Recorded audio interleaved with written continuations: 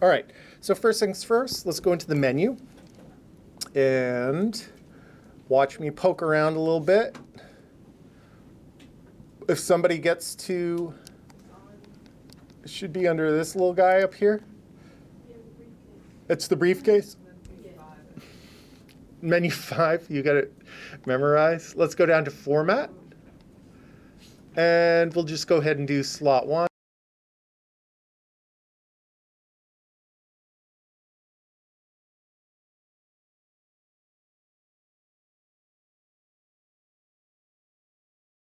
All right, second thing we're going to do is we want to make sure that we're shooting in the right frame rate, and we're going to shoot in the desired aspect ratio and that sort of thing. So let's make sure that on the top dial, you're not going to see this physically on the top dial, we're switched to the movie mode.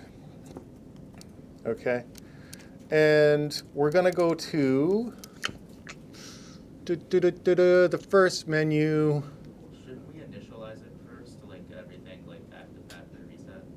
No. Okay. No, no, because we're going to change a ton of things. Okay.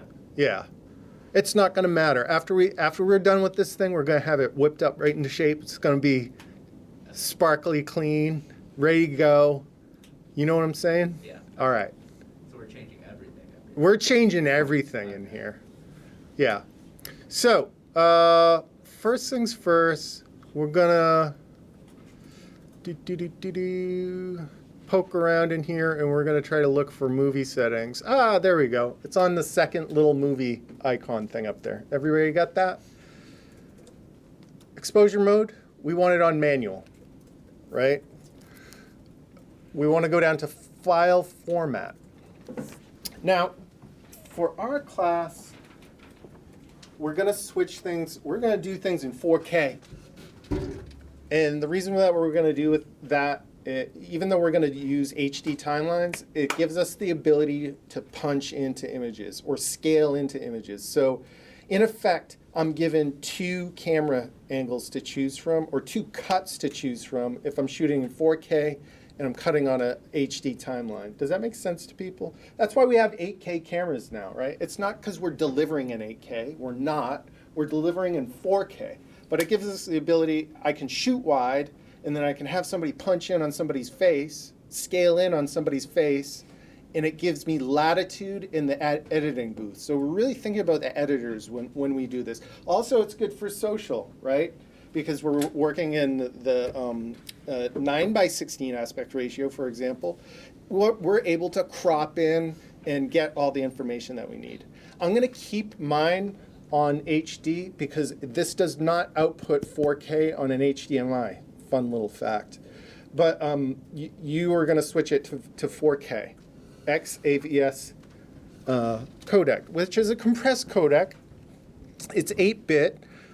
It's not the best. It's not a professional codec, but it looks really good. At the end of the day, when we configure this camera, we're going to squeeze every little bit of information out of this camera that we can. You know, it's not the best camera, but we can make incredible stuff with this camera. Has anybody seen The Creator? Yeah. It wasn't shot on this, but it was shot on a camera similar to this, like $1,000 more. It was shot on an FX30, which is crazy to think, right? It's insane to think that an entire. I haven't seen the movie, but like I've seen. It's nuts to be filmed on a camera like that because it looks like any other movie. Right, exactly. So you can do a lot with these cameras, and I'm trying to show. I'm trying to show you how to, how to do that, right? So go ahead and switch it to 4K. Now we're going to go to record settings. And basically, you have a frame rate, and then you have a bit rate. So the first one's a frame rate, second one's a bit rate. Now, we have different types of frame rates. In here, in North America, we shoot on 29.97, or we shoot on 23.978. Why? Did we already talk about this? Yeah, Power grids, exactly. So we're going to shoot in here on 24p. Why am I picking 24p and not 30? 30's television? 30's television, but why wouldn't I just shoot in television? What? Because we're film makers. Film. Yeah. Cinema. Okay, why? What's the difference? Tell me. Tell me more. I'm intrigued. Well, tell me more. What does shutter speed do? It's like how many like times it gets the image. Uh-huh. So if we had a high shutter speed, of 1/1000, I throw this up and you take an image in there, it's going to be crystal clear, right?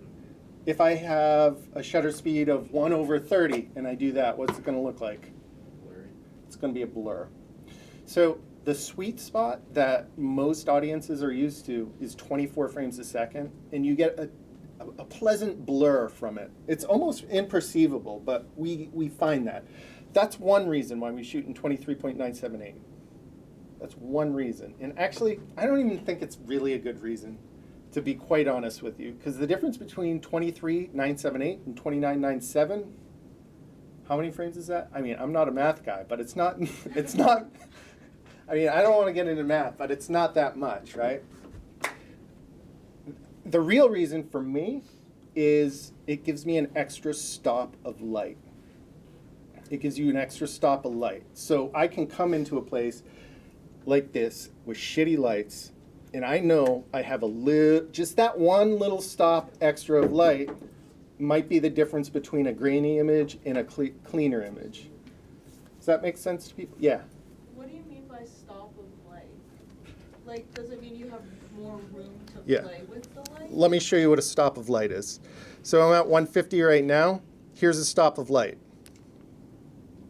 Here's another stop. Here's another stop. Here's another stop. Here's another stop. You see what's happening? It's not much, but sometimes the difference between this and this will mean the difference between having a grainy image and a clean image. Does that make sense? Yeah, so it's going to give you an extra stop, an extra little thing of light. And what I'm doing right now is I'm showing you the best practice for this camera to get the most dynamic range out of it. Think of it like this. Say we have 16 buckets, and we want to fill all 16 of those things with information. This is going to allow us to have all 16 of the buckets. Whereas if you just get this camera and you just let it go, put it on automatic, have it in the normal color, it's going to give you 7 buckets. It's going to give you half the amount of information. So, all right, we're going back to here. What do we set our bit rate to? The highest it will go. Okay. Yeah, on mine it's 50 megs. It could be more for yours, but let's switch it to 24.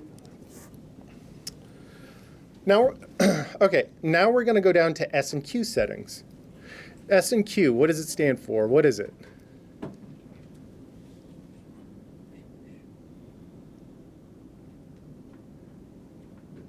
Nothing, huh? Okay. It means slow and quick. Sony, in their infinite wisdom, named it slow and quick. So what this does is it allows you to overcrank the camera, overcrank the image, meaning you can get a fast frame rate, and I can shoot 120 frames a second within 30 frames a second, meaning I can shoot in slow motion. And it's going to play directly on the timeline. And it's not going to ramp. Like, you know, on an iPhone, when you shoot slow motion, it's like, it like goes from fast to slow. No, you're just going to have a clean slow motion. Now, on this camera, I don't recommend doing 120 frames a second, especially at 4K, because it's going to, the image is going to look a little soft. It is what it is, right? So let's change some of those things. First off, we're going to change it to 24p. Second thing, let's switch it to 60. That's a nice kind of slow frame rate. Yeah. Is it supposed to match your file format from before? The 20, like the Yeah, exactly. You want it to match because your project file is going to be 23978 or 24. It's going to stay the same. So Is everybody with me? We're all there. Good. Proxy recording. Now this is kind of a neat feature that they have. I'm not going to do it. I'm going to let the computer do the heavy lifting. But proxy file recording, what it allows you to do is it creates a thumbnail in addition to the regular recording. So if you have a shitty computer and you don't want to do a lot of work on it, I would turn the proxy recording on, and you can actually link the files so you can switch to really tiny files. So on an old computer, you can edit, but you can still have the 4K stuff. We can go over that later, but that's really an editing thing. I just wanted you to be aware of it, I guess. All right, I'm going to poke around a little bit in here. That's focus. Okay, if you have external mic on here, you're going to want the signal to be between -12 and -6. You can see as I'm talking right now, that's kind of where it's at, right? So I can pull my sensitivity up or down depending on that. So when you do an audio test with somebody and put your little mic on, you want it between -12 and -6. Another fun fact about that, if you do have the shotgun mic on, if they can't touch it, you're too far away from your recording, and you'll have lousy audio. I mean, doing a lav is, doing a lav and the boom is probably best practice. So, all right, moving along. I'm just gonna poke through this a little bit because I forget. I've worked on like 3 or 4 different cameras in the past couple weeks. All right, I think, oh wait, no, there's one other thing I want to do.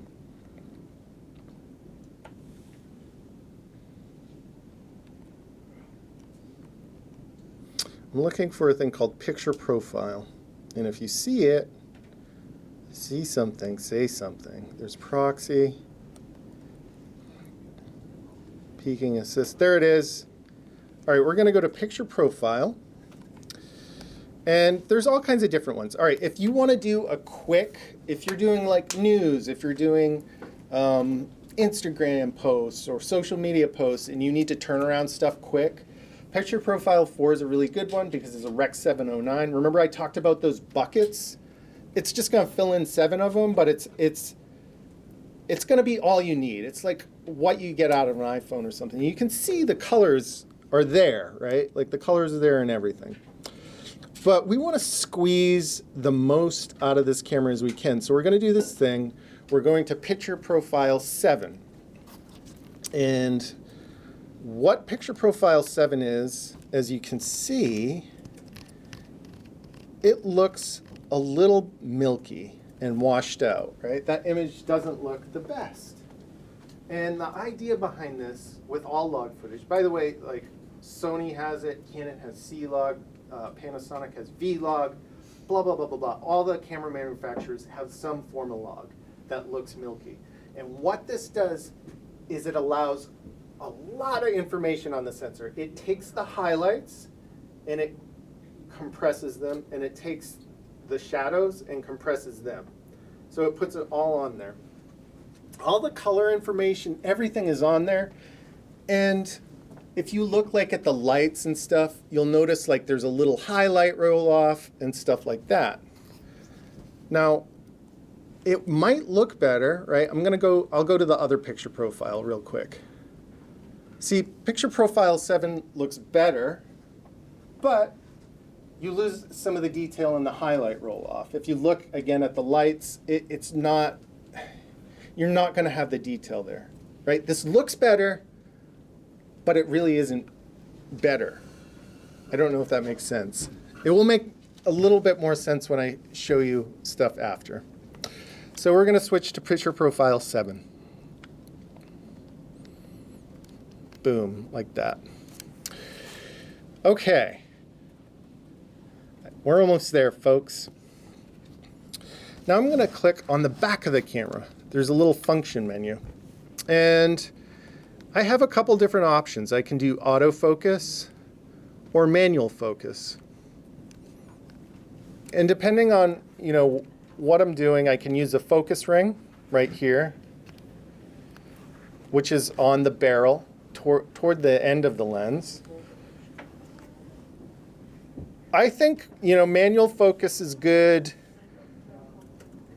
in many instances, especially if you're trying to rack focus, right? Like, let's say I'm going...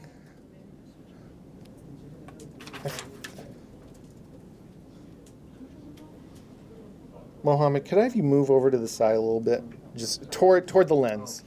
Yeah, right there is good. Let's say I want to rack focus from that image back to Mohammed. I can do that.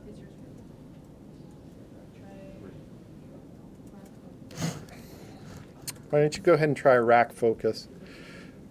That's kind of handy.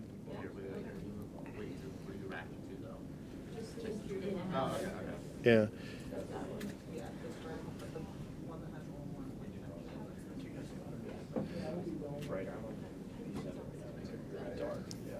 Yeah. Yeah, we'll get there. We'll get there. Yeah. So you got the picture profile, that. I'm going to switch to...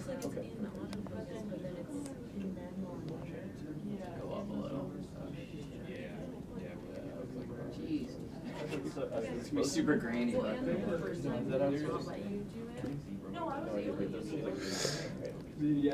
set the ISO up a little bit and just like.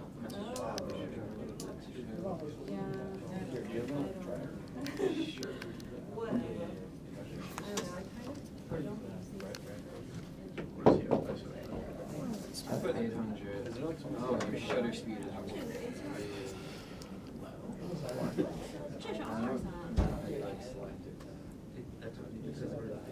Any questions so far? Any questions?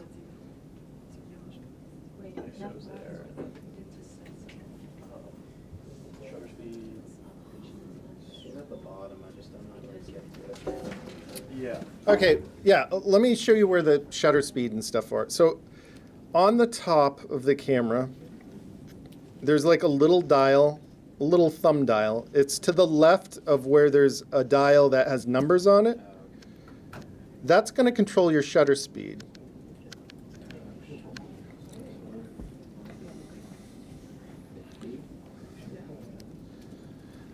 Then there's a dial in the front. That's going to control your aperture. Okay. And then the dial on the back of the camera is going to control your ISO.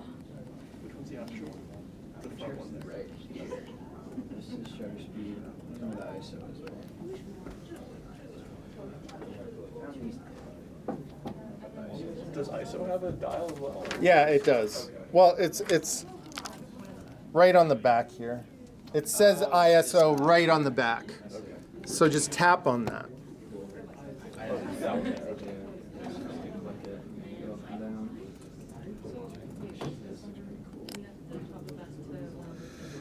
Now this camera has some limitations, right? The native ISO of this camera is 800, I believe. I'm pretty sure it is. You can look that up. I'm guessing it's 800. And the image, I don't know, will kind of fall apart, I think, after 3200. Definitely after 6400, it will fall apart. On the Sony a7S III, it's at 12,800 that you can put the ISO, and it looks beautiful. Like, it works nicely.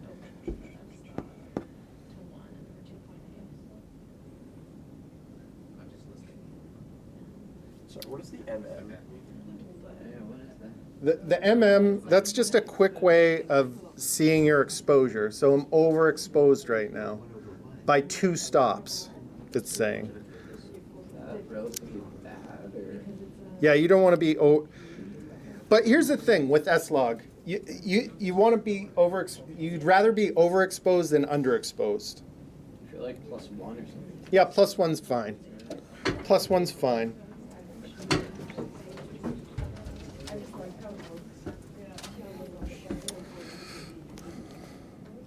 everything looks dark too because we have like no color, so it's kind of.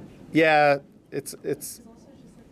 But I'm going to show you the beauty. I'm going to show you the beauty of log in a second. This is like shooting acid. Not very. I wonder if we like plug it in. But it's just like insanely high ISO. Oh, no, I was just. Yeah, Looks like. that's not what that Where's my prize? So, just if I could have your attention real quick. So if you look where it says MM, that's I'm overexposed by 2. Another way to look at my exposure, if I click on display a few times, up will pop up a histogram. And that represents your highlights and your shadows. And you kind of want to shoot toward the middle there. You don't want things too overexposed, because watch what happens. We lose information, and you see how it spikes all the way to the right? So I would really get used to using the histogram. Alternatively, if I underexpose, let's say I do, go to 800 and crank this, then you can see I'm losing all my data there. So I want to shoot for the middle with a histogram. It's a very helpful tool because you can't always trust your eyes with this. It's a combination of the eyes and the meters. So, yeah. Everybody with me? Sort of? Yeah, okay, good. Yeah. So because they all control like how much light comes in, how Yeah. do you know like when like let's say like you think the image is like too dark, Yeah. how do you know which one to adjust? How do I know which one to adjust? Great question. How do I know which one to adjust? Here are my options. My frame rate, it's locked in. I can't touch that. My shutter speed, locked in. I can't touch my shutter speed. It's 1/50. What I can control is my ISO, and I can also control my f-stop. Mohammed, can I have you just sit right here? I want to show people what f-stop does. So f-stop controls a focus area. The smaller the f-stop, the smaller the focus area, or smaller the depth of field. As I increase it, it will increase as well. So look, I'm going to focus. And by the way, the longer the lens, the sharper the focus. See what's happening there? I'm focusing on the back of his head, and everything's blurred out. It's because my f-stop is at, it's quite low. My aperture is wide, but it's low. It's f2.8. And you look in the background, it's blurred out. That's called bokeh, right? It's a Japanese word for blur quality. And different types of lenses give a different blur quality. This one is kind of pleasant. But as I increase it, watch what happens. Things become more in focus, but I lose light. So then, if I want more things in focus, I have to fight back with my ISO, right? Notice that there isn't that blur quality in the background. It's not as blurred out. If I increase it even more, you're going to see even less of it. But then I have to crank that ISO. Look at that. Now we can almost see students in the middle there. But I can tell you right now that's going to be a shitty image. Because my ISO is crazy right now. It's off the charts. Does that answer your question as far as exposure? So what's like the safe What's a safe? f stuff? What's a safe f? So, Or, no, that's a great start question. with? It's a great question. So,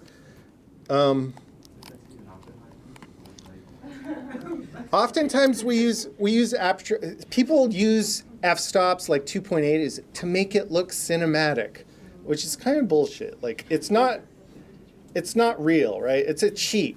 It's a cheat to, it's like, oh, I'm a filmmaker. I'll make a really narrow depth of field, like right there. We're just going to focus on the back of that guy's head, and it's going to be cinematic.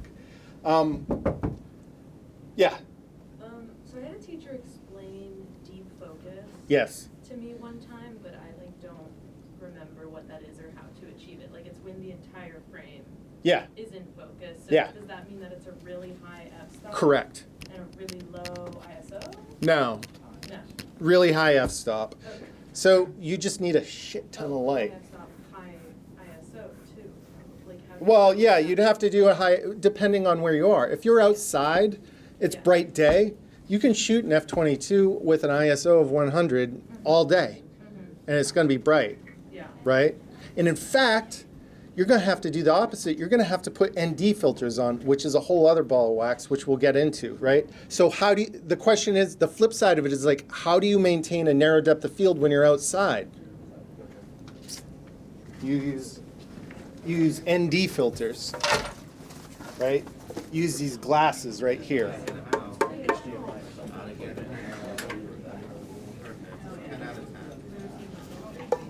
I've actually never.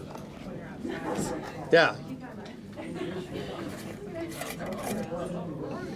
他就是说要 ND filter。 So the ND filters come in. They have 3 different ones, and they're right on there. There's an ND 1000, ND 64, and an ND8. They're different sunglasses. What's the difference? Like, what's the difference? Well, let's see. Let's see. I went from ND8 to ND64 to ND1000. What are these jumps?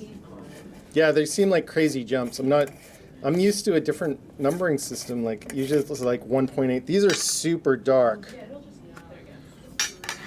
I'm gonna pop that on. Watch, I'll put an ND on.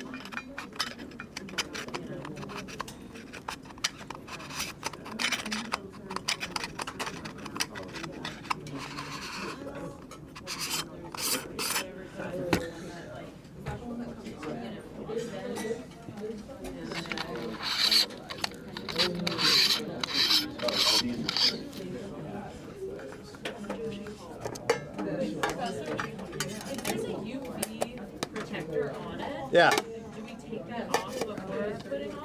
you could put it right over it. You can put it on top of it. Yeah, you should be able to, I think.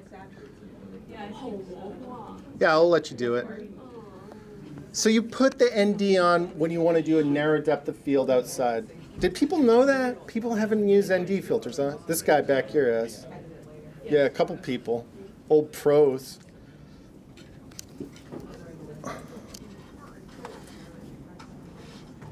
Good, I'm still recording. see, the filter's on. It's on, and Filter's on. Yeah, I got an ND of 2.8. So that will help outside when you want a really narrow depth of field. so you might be able to see stuff. And that's with it off. Oh, wait, no, it wasn't on. It's just my clear. Yeah, no, you got good eyes. I don't. Sorry, I took it off. It's on now? No, it's not on. Oh, okay. Yeah. Yeah. I was like, it looks the same. Yeah.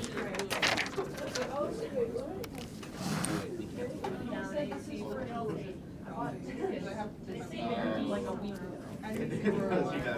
Well, I mean, I'm still gonna go. Yeah. Like, still gonna have fun. Yes. She has, I think she has 2 shows, right? Yeah, I think it's about the 8th and 10th of April. I'm going to go on Monday.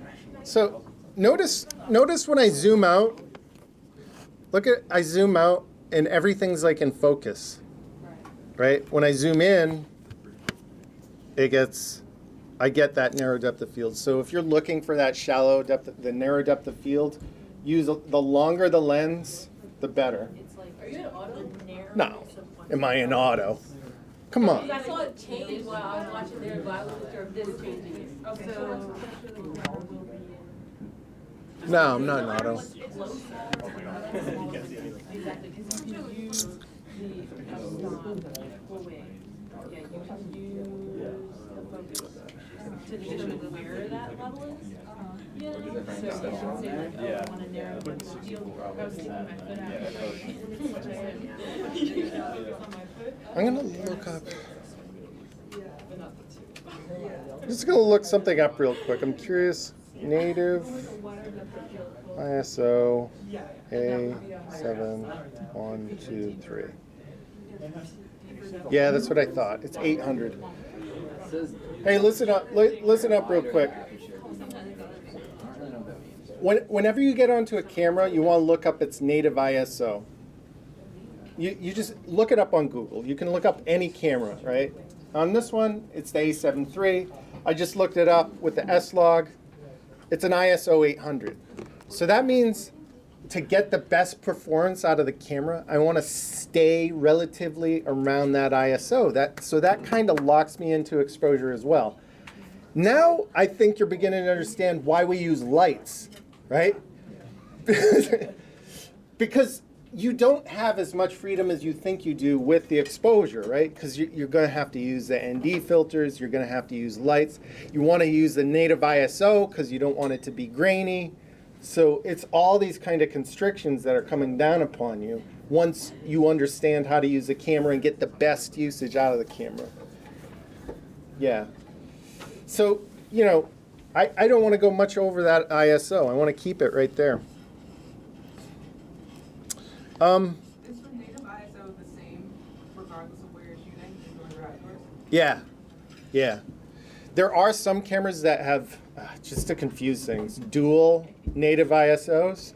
Like the Red Gemini is dual native ISO. I think the C200 and C500. Like there are different cameras that have two native ISOs. But you can look those up. That's like the cleanest image you can get. Can you do a review on white balance too? Yes, I will, and I'm going to do it differently than any other instructor has taught you right now. So we're going to click on that function button in the back, and we're going to go to auto white balance.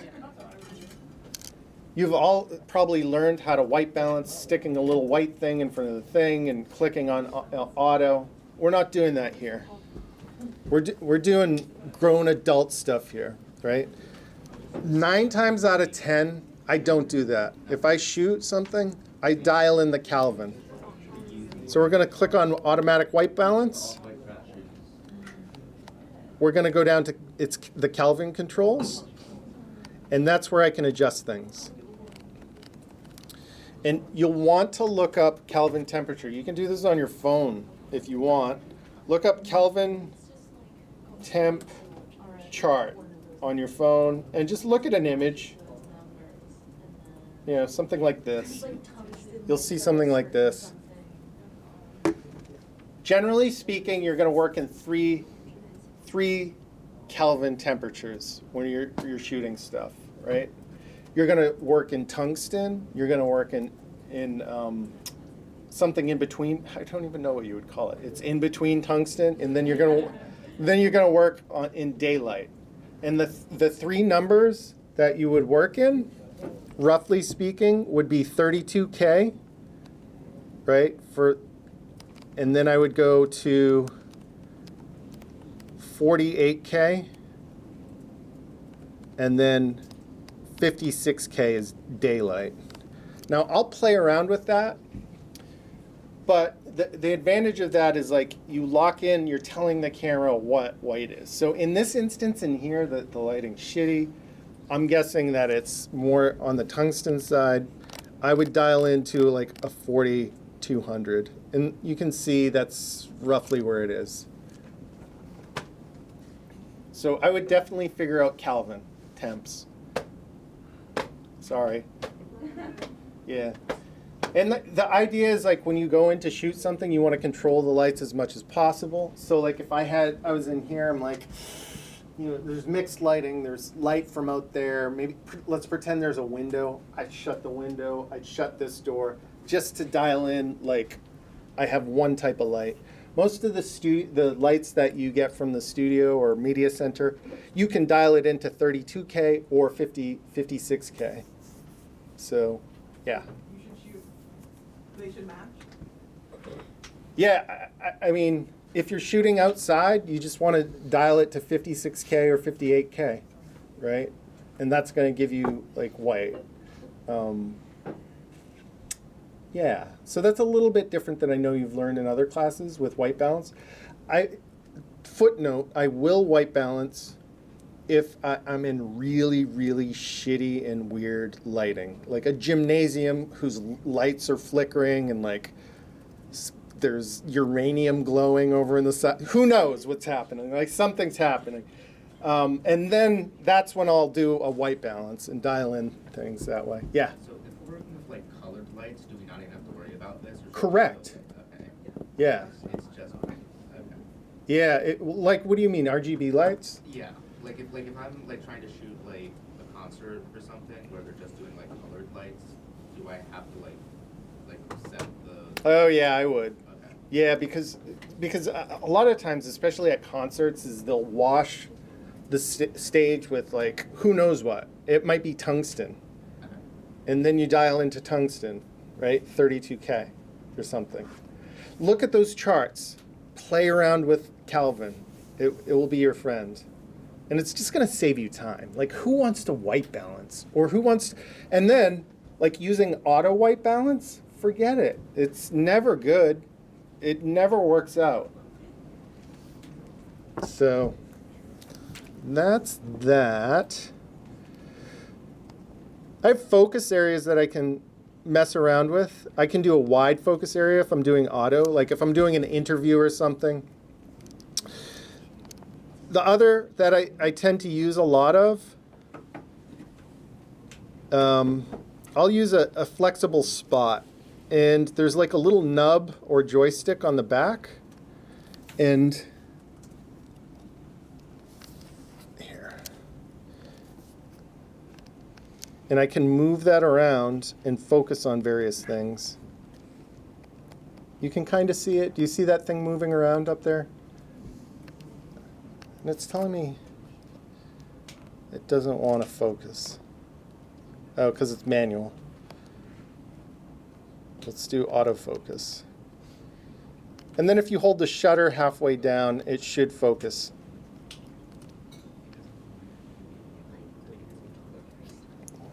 Still on the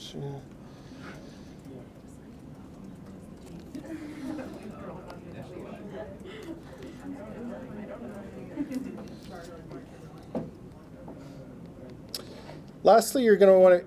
Oh, we already did that one. All right. I think that's it in general. Yeah, any other questions?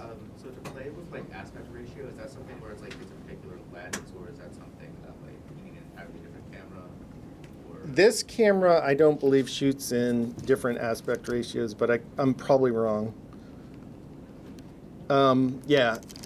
We can change the aspect ratios in Premiere. Okay. Yeah. On nicer cameras, you can shoot in a what is it? 234? 241. 241. You can shoot in a 241, which is a different. It's a 2-to-1 aspect ratio, right? Like your Red, your Ari, some of the Sonys, like the FX30, I think, the FX6, FX9. Those all shoot in different aspect ratios, and also when you're using anamorphic lenses too, that squeezes the image. Yeah. Any other questions about this stuff? That was a lot, right? That was a lot of stuff. Can we have a Google Doc or like a checklist that we could like reference? I'm recording this right now. Oh. Yeah, I recorded it, and it's going to be up on Canvas by the end of class. Let's go to S&Q real quick. On the top of the camera, we're going to click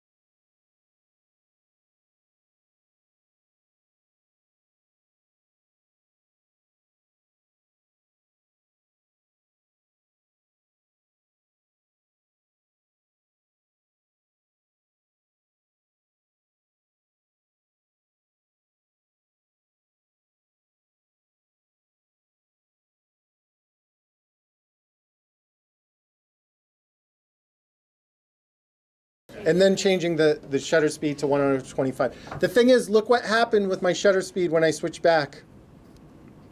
It stayed. So be mindful of that.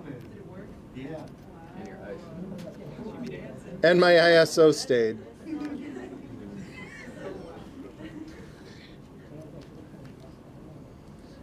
I'm going to change my ISO.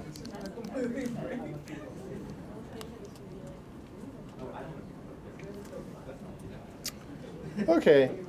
Was that enough for people? Any other questions? If you have any other questions, you can always, contact me, and I'm pretty good about answering stuff.